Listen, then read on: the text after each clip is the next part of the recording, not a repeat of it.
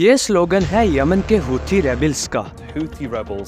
क्या है Houthi rebel army, जो यमन की कैपिटल सना और 70% पॉपुलेशन को कंट्रोल करती है। ऑनगोइंग इजराइल पैलेस्टीन वॉर के बीच हूथीज ने इसराइल की तरफ मिसाइल्स फायर करके इसराइल के खिलाफ वॉर डिक्लेयर कर दी है।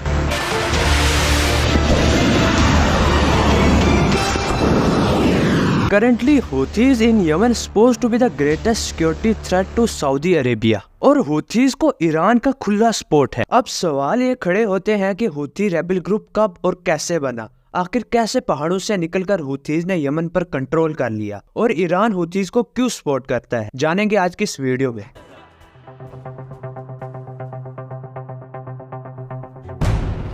कहानी की शुरुआत होती है 1990s में, जब यमन के सादा प्रोविंस में हूथीज इमर्ज होने लगते हैं और इस इंसान ने हूथीज मूवमेंट की शुरुआत की थी। हुसैन अल हूथी, जो कि रिलीजियस स्कॉलर और पॉलिटिकल एंड मिलिट्री लीडर थे और 1993 से 1997 तक यमनी पार्लियामेंट में एमपी भी रहे थे और हुसैन अल हूथी के नाम पर ही इस ग्रुप का नाम हूथीज रखा गया था। यमन की टोटल पॉपुलेशन में 35% ज़ैदी मुस्लिम्स है और हूथीज मूवमेंट की फॉर्मेशन के पीछे हुसैन अल हूथी का कहना था कि वो ज़ैदी मुस्लिम्स को बचाना चाहते हैं। अब ये ज़ैदीज कौन होते हैं? ज़ैदीज भी शिया मुस्लिम्स होते हैं, मगर ये शियाज की उस ब्रांच को फॉलो नहीं करते जो मेनली इराक, ईरान और लेबनान में फॉलो की जाती है। ज़ैदीज ने अपना नाम लिया है ज़ैद इब्ने अली, जो कि हजरत अली रज़ी अल्लाह अन्हु के ग्रेट ग्रैंडसन थे। ज़ैद इब्ने अली एक करप्ट रिजीम के अगेंस्ट फाइट करते हुए शहीद हो गए थे, जिस वजह से ज़ैदीज का ये मानना है कि ये उनकी रिलीजियस ड्यूटी है to fight against the unjust ruler. कोई भी ऐसा रूलर जो पब्लिक को उनके राइट्स, इक्वालिटी एंड जस्टिस नहीं दिलवा सकता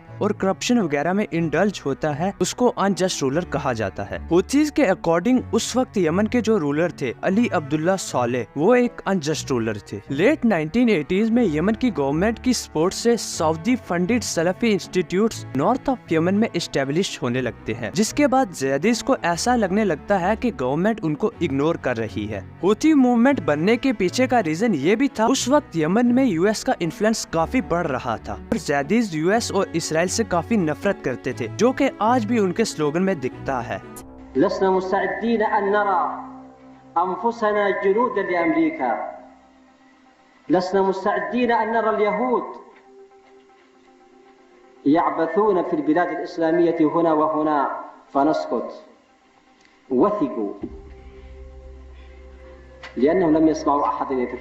हुसैन अल हूथी की आइडियोलॉजी बहुत से लोगों को पसंद आती है और वो उनको सपोर्ट करते हैं, मगर उनके अपोनेंट्स का कहना था कि इनका ईरान के साथ लिंक है और ईरान इनको सपोर्ट करता है। अल हूथी का मानना था कि यमन में शरिया लॉ होना चाहिए और जो रूलर होगा वो रिलीजियस और prophet Muhammad peace be upon him की नस्ल में से होना चाहिए। जब 2003 में यूएस ने इराक में इन्वेड किया, इस इन्वेजन ने हूथीज को पॉलिटिकली काफी एक्टिव किया। हूथीज ने इस इन्वेजन को अपोज किया और हुसैन अल हूथी ने अब्दुल्ला सालेह को भी क्रिटिसाइज करना स्टार्ट किया कि वो एक यूएस बैक डिक्टेटर है और कुछ हूथीज कैपिटल सना में प्रोटेस्ट करने लगते हैं। सालेह अपनी आर्मी भेजता है अल हूथी को अरेस्ट करने के लिए, मगर ये ट्रिगर पॉइंट बनता है for the first armed conflict between the government and Houthis. 2004 में हुसैन अल हूथी को मार दिया जाता है। इसके बाद हुसैन के भाई अब्दुल मलिक अल हूथी ग्रुप के नए लीडर बनते हैं। अल हूथी की डेथ के बाद 6 साल तक वॉर चलती रहती है और 2009 में हूथीज सऊदी की टेरिटरी में घुस जाते हैं। फिर सऊदी भी इस वॉर में शामिल हो जाता है और हूथीज को अपनी टेरिटरी से बाहर निकालने के बाद यमन की गवर्नमेंट की हेल्प करता है to regain control of its north. इसके बाद हूथीज प्रोटेस्ट करना स्टार्ट करते हैं। प्रोटेस्ट को देखते हुए अली अब्दुल्ला सालेह 2012 में 33 साल रूल करने के बाद रिजाइन करते हैं और अब्दुल अबू मंसूर हादी यमन के नए प्रेसिडेंट बनते हैं। मंसूर हादी के रूल में fuel prices and unemployment sky rocket कर चुके थे। इस वजह से यमन, जो कि पहले ही मिडिल ईस्ट की सबसे पुअर कंट्री थी, उसमें इकोनॉमिक क्राइसिस आ जाता है। इसी मौके का फायदा उठाते हुए हूथीज यमन के नॉर्थ रीजन पे दोबारा से कंट्रोल कर लेते हैं। इसके बाद हूथीज बिल्कुल ही अनएक्सपेक्टेड स्टेप लेते हैं। वो फॉर्मर प्रेसिडेंट सालेह से हाथ मिला लेते हैं, जो कि कभी उनका एनिमी हुआ करता था। फिर हूथीज एक के बाद एक यमन की बहुत सी सिटीज पर कंट्रोल ले लेते हैं और 18 अगस्त 2014 में यमन की कैपिटल सना को अपने कंट्रोल में ले लेते हैं। हूथीज जब सना पर कंट्रोल ले लेते हैं, वो अपने ग्रुप का नाम चेंज करके अंसार अल्लाह रख लेते हैं। सना में नई गवर्नमेंट बनती है और हूथीज हुथीज तेजी से एक्सपैंड करने लगते हैं। फिर प्रेसिडेंट हादी सऊदी से मदद मांगते हैं। इसी पॉइंट ऑफ टाइम पे सऊदी को समझ आ जाता है कि उसको इस कन्फ्लिक्ट में एंटर होना पड़ेगा, क्योंकि हुथीज को ईरान का सपोर्ट था और सऊदी और ईरान स्टार्टिंग से ही राइवल्स रहे हैं। और इसी खतरे को देखते हुए मार्च 2015 में यूके और यूएस की सपोर्ट के साथ सऊदी और बाकी अरब कंट्रीज यमन पर ऑपरेशन डिसाइसिव स्टॉर्म लॉन्च करते हैं और हैवी बॉम्बिंग स्टार्ट करते हैं हुथीज के ठिकानों पर, मगर इसमें बहुत से सिविलियंस मारे जाते हैं। To save Yemen from a takeover by a radical militant group, the Kingdom of Saudi Arabia and its GCC allies, as well as its allies outside the GCC, have made a decision to respond to the legitimate request by the legitimate president of Yemen and to provide the assistance.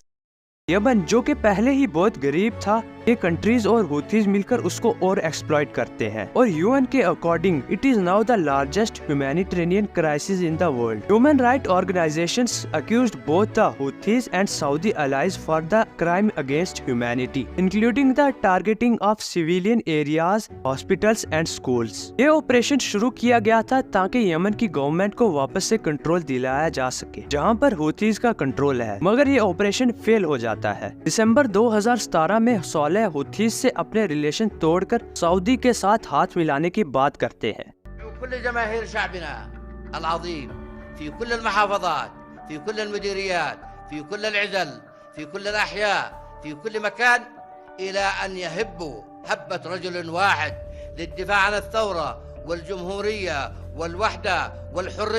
हुथीज का कहना था कि सौलेह ने उनको धोखा दिया है और 2 दिन बाद हुथीज का एक स्नाइपर सौलेह को मार देता है। इसके बाद हुथीज यमन के और बहुत से सिटीज पर कब्जा कर लेते हैं और सऊदी पर अटैक करते रहते हैं। सऊदी हर बार ईरान को ब्लेम करता है इन अटैक्स के लिए। ये बात बहुत हद तक सही है। ईरान इन छोटे छोटे ग्रुप्स को फंडिंग एंड सपोर्ट करता है ताकि वो सऊदी और यूएस से मुकाबला कर सके। अगर आप इस पे वीडियो देखना चाहते हैं तो कमेंट कर देना, पेज पे डेडिकेटेड वीडियो बना दूंगा कि कैसे सऊदी और ईरान एक दूसरे के बिगेस्ट राइवल्स है। और इसी तरह ईरान हिजबुल्लाह को सपोर्ट कर रहा है जो कि अभी के वक्त इसराइल के लिए सबसे बड़ा थ्रेट बना हुआ है। लेफ्ट वाली वीडियो पे क्लिक करके हिजबुल्लाह के बारे में जान